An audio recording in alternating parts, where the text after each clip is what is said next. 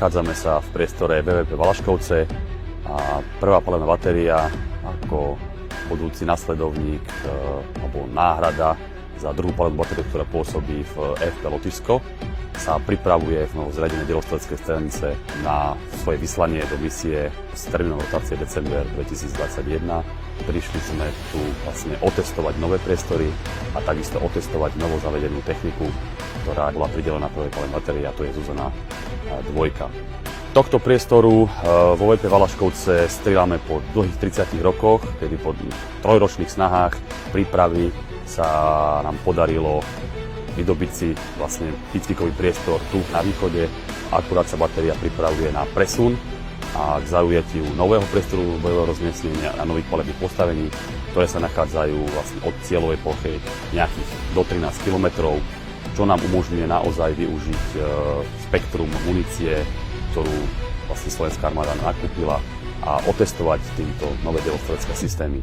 155 mm s samohybnú kanónovou číslo Zuzana 2. Oproti starej Zuzane jednotke, ktorá bola v roku 2000, je to posun o 20 rokov, je to posun do 21. storočia, kedy Zuzana 2 dokáže v systéme Delosys spolupracovať s mechanizovanými jednotkami, ktoré budú vybavené týmto systémom, takisto aj s prieskumnými jednotkami.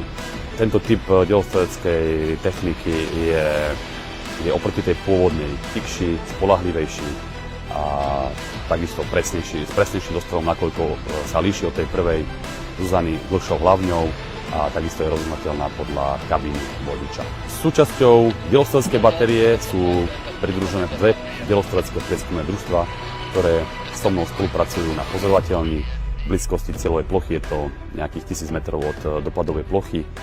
Takisto sú tieto jednotky cvičené s novými komponentami, s novými prostriedkami pozorovania a sú zapojené do toho systému riadenia palby. To ako veliteľa ma teší, že sme schopní konkurovať zahraničným partnerom a vyrovnať sa im aj v tejto sfére novou technikou, a očakávam od tohto cvičenia alebo tejto misie poročnej kooperáciu so zahraničnými armádami, najmä z kanadskej strany, ktorí sú vlastne lídrom, a vlastne pod ich velením budeme hájiť slovenskú vlajku v zahraničí.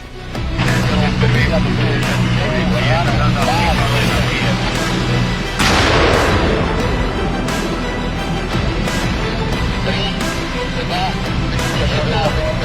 1,